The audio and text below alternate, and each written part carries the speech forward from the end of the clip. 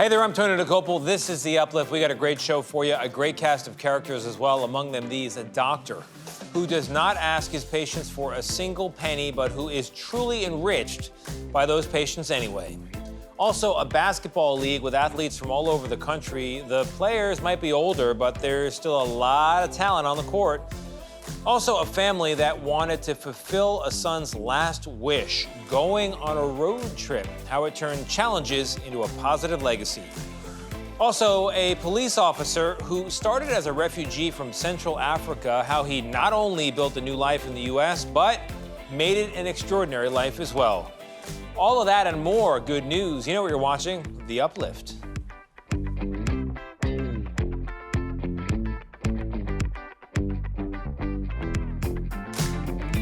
Hey there, welcome to The Uplift, the show that lifts you up for at least the next 30 minutes, you and me as well. And we're going to begin with a selfless doctor who does not ask his patients for money when he sees them. Still, those patients have made him a very rich man indeed.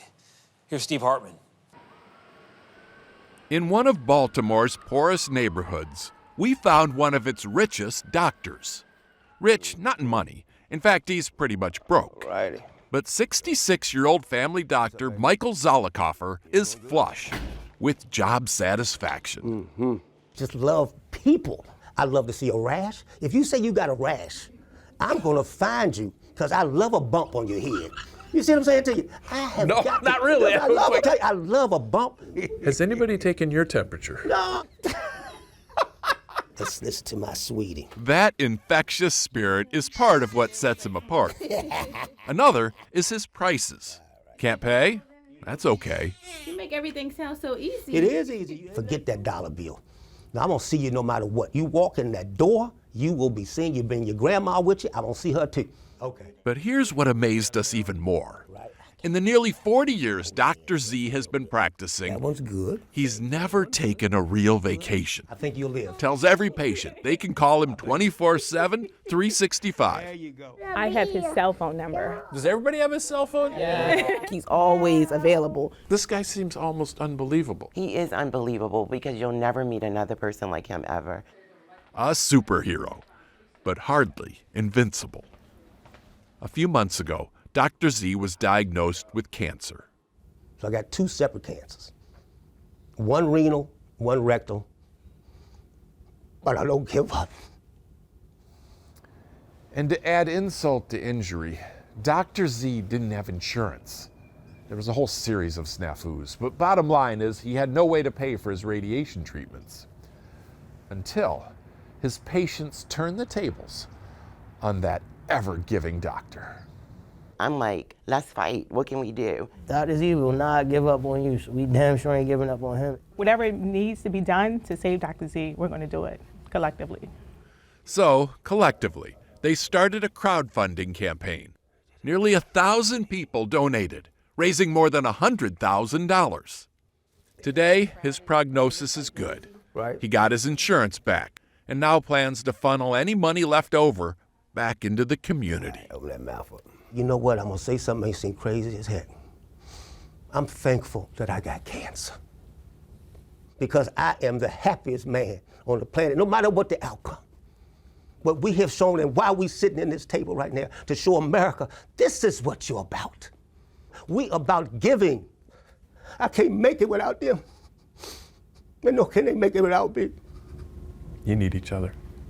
Let this nation hear this story. Let it hear this story. And let it follow his prescription for a better outcome. If you need something, you just buzz me, okay? Steve Hartman, on the road, in Baltimore. Good, we good. Coming up, meet the Texas sign spinning champion, a celebrated entertainer who just needs a sidewalk, a sign, and a smile. Plus, how a visit from a pair of pups helped a Bay Area group of students deal with the stresses of high school.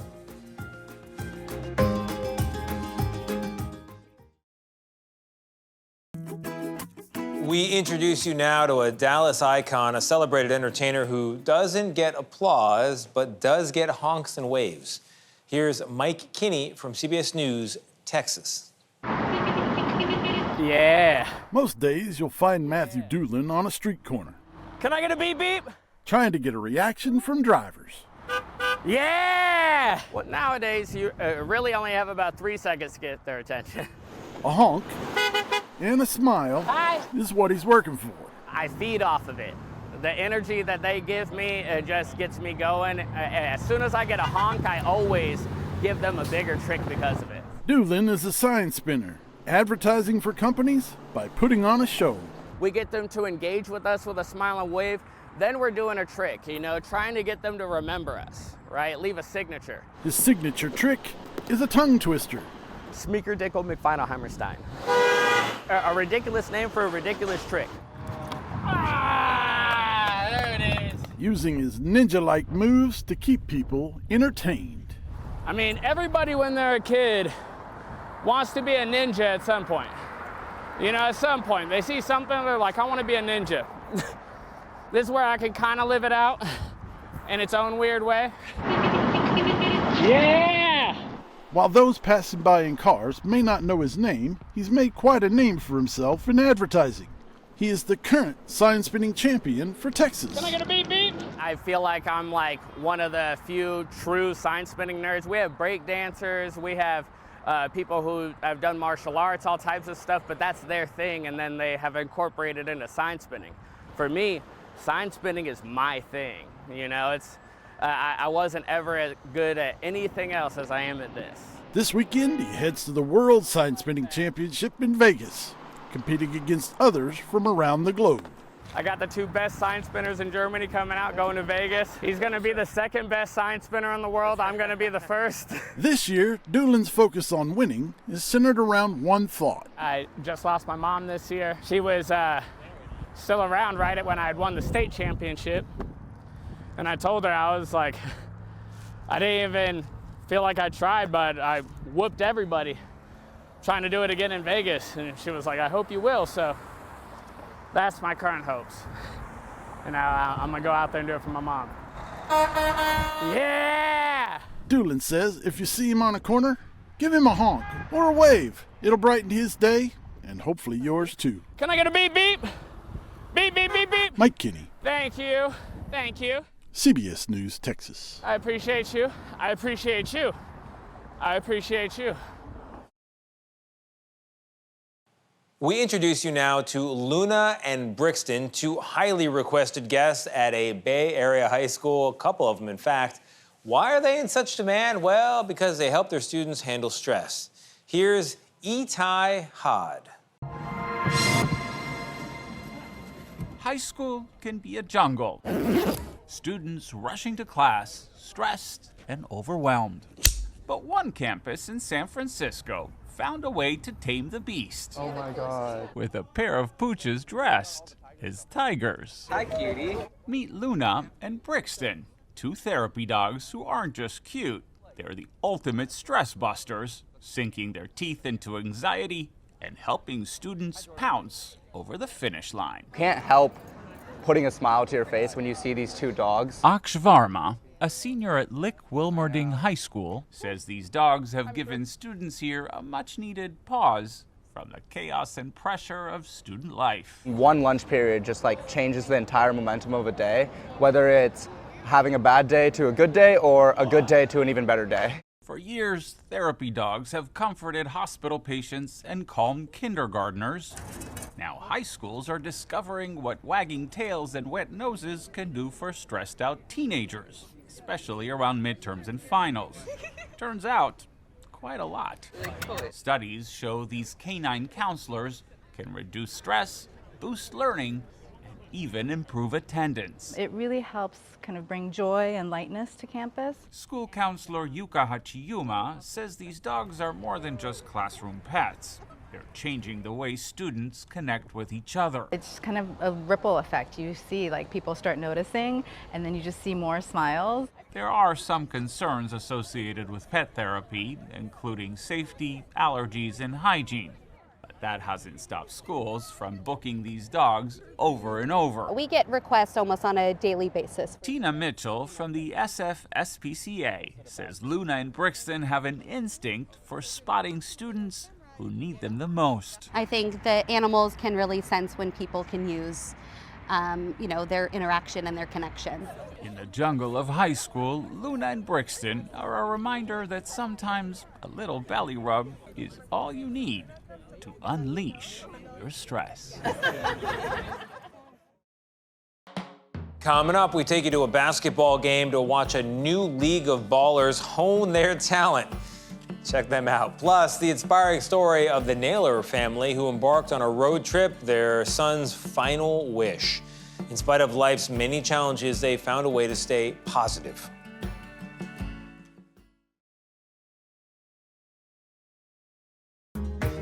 The NBA G League is a developmental program for professional basketball players who are hoping to polish their skills, make the NBA. Well, a new kind of G League has another kind of talent. It's the Granny League. Here's Esteban Reynoso from CBS News, Sacramento. Before this G League game right behind me here between the Stockton Kings and the San Diego Clippers kicked off, there was a pregame with teams a little bit more older, but still as thrilling for Stockton fans. The Granny Basketball League making a stop in Stockton for the first time. I'm definitely ready. Wanting to suit up already, season ticket holders Tony and Stephanie Gladney. Oh, that was just something nice and new. I wasn't expecting it, but to see it, I mean, hey, more power to them.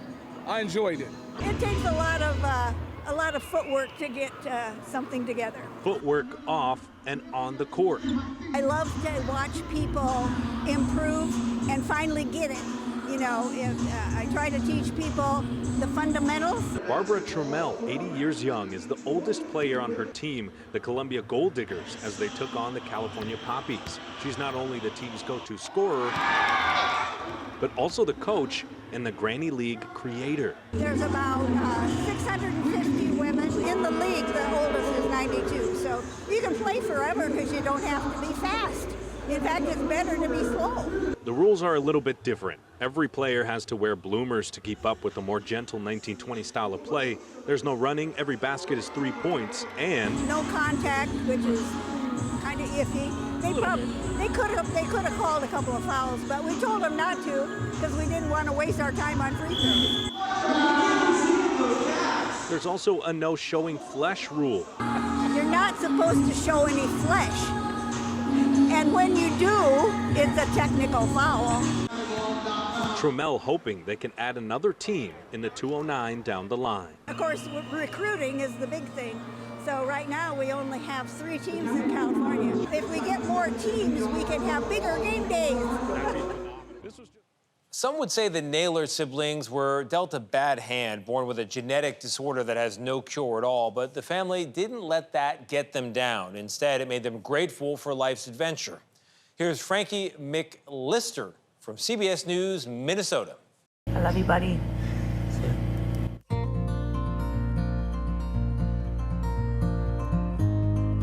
20-year-old Giacomo Naylor gave everything to his loved ones, his mom, younger siblings Lucas and Isadora, up until January 25th at 2:28 a.m. while on G's last stand, the coast-to-coast road trip they took for this reason. I don't want to die in the hospital. I don't want to die in the hospital, and I said, okay. But for his other younger sister Gianna, who did die in a hospital at age 16, he gets to see her again and flew to her during their stop in Sedona. Where do you think he is? I believe he might even be farther than the 5th dimension, but he is definitely out there. Like, he's definitely so far out there with Gianna, having a blast. The Naylor siblings were all born with myotonic dystrophy, a genetic disorder that causes muscles to waste away. It wasn't until later that the family knew something was wrong, so they made things as right as they could. In San Antonio is where I decided to write the road trip of a lifetime. And on the road trip of a lifetime, they heard horns honking, saw hands waving. The amount of generosity of spirit, completely blows my mind. And took pit stops at national landmarks and had interactions like this. And this guy just starts crying, and he says to me, I just found out that I'm going to become a father. I said, don't take a single second of it for granted. Whatever you do as a parent, just never take any of it for granted. Because now that they're back, things are different. This guy, 3-legged friend. Giacomo's dream was to have a therapy dog, and that's what the family is going to train this guy to be.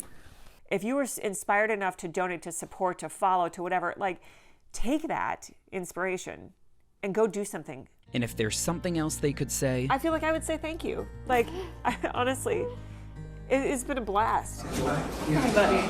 They've given me way more than I could have ever given them. I'm Frankie McLister, CBS News, Minnesota.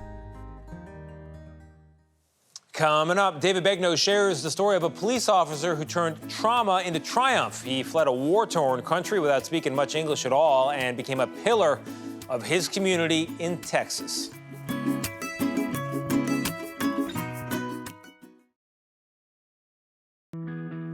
We turn now to a man who began his life as a refugee from Central Africa. Since he came to the U.S., he has become so much more than just that. David Begnaud has a story of a police officer who not only rebuilt his life, but built an extraordinary one. That man you were looking at in the mirror cannot believe everything that he has seen. I just think about my home village, because right now my home village has been destroyed to ashes. But from those ashes, Fidel Sebahizi has turned trauma into triumph, and along the way found the American dream right here in Abilene, Texas. Can you change it to 1075? Safeguarding this city far from this one, where he grew up in the Democratic Republic of the Congo in Africa. This church is all that remains after an attack on his home village forced him to flee on foot back in 1996 when he was just 14 years old. You see, his ethnic group was facing persecution. And when another war tore apart Congo in 2004, a lot of people stacked these trucks with everything that they could, leaving behind only the memories that were too heavy to pack. They escaped across the border into Burundi to seek safety at a United Nations refugee camp. In that refugee camp, we got attacked by several heavily armed groups, and we lost 166 people in a matter of 2 hours. Seeing my friends, my family members set on fire, alive. It was like a movie, but it was real. With few belongings and nowhere to belong, really, Sebahizi says he's not even sure how he wound up on a plane bound for the United States of America. It was my first time flying. I was like, is this how people die or what? So it was crazy. So I didn't know where I was going. Far from Congo, in Southern California, Sebahizi started to build a new life. He started taking English classes alongside his father. I took classes like 6 days, like morning, afternoon, and nights. And soon those classes turned into college courses, all while he was welcoming a new child into the world. In 2015, he followed a brother to Abilene, Texas. And that is where this refugee found inspiration, in a community that is almost 70% white. Sebahizi found work in a prison, where, believe it or not, the idea for his next career move came from some of the people behind bars. They started calling me a cop. They were like, go outside and be a real cop. So he did. And even if Sebahizi stood out a little bit in his police academy photo, he fit right in as the first ever foreign-born officer hired in Abilene. Given where he came from, I think it gives a broader perspective, a lot of resilience, and a strong work ethic. But wait, that's not it. The Assistant Police Chief Joel Harris says the fact that Sebahizi speaks 5 different languages is a huge help to the city. And not only translate for us, but actually help us to communicate and bridge that gap with the cultures. And I think it helped us build trust quite a bit with the refugee community here. Even if it doesn't always translate well for some of the people he comes across. They pretend that they don't speak English at all, you know, like on traffic stops. And when I show up, things change. Fidel Sebahizi is the kind of police officer whose traffic stops can sometimes end with a handshake. Yeah, good one. Thanks, sir. Thanks, sir. While working 10-hour shifts as a police officer and raising a family, he went on to earn a master's degree and then a PhD. So you are not going to be surprised to hear me say that he didn't stop there. The immigrant who arrived in the U.S. without speaking much English at all has now written a book called Creating a Life from the Ashes. I believe that anybody in this country, regardless their status, they can achieve whatever they want to achieve. If I did it as an immigrant or as a refugee, anybody else can do it too. And that right there is a lesson he shares with his two American-born daughters, Fifna, who's 14, and Faith, who is 7. We love you. And after making his American dream come true and becoming an inspiration to so many others, you may be surprised to hear what he wants to do next. My plan is to go back sometime and rebuild my village. Not only my village, but the country. Make it a better place and make a difference. But first, he wanted to make sure his daughters were okay with it. I gotta go back to my home village. We're gonna go there together when I grow up. Right. Of course. Sure. And get money. Say yes. Yes. When I get money. Promise. Okay. When you grow up, right? Okay. That's our show. I hope it brightened your day. I hope it lifted you up. If for some reason it didn't, go ahead and press play again. Those reruns, totally free. I'm gonna find some good news.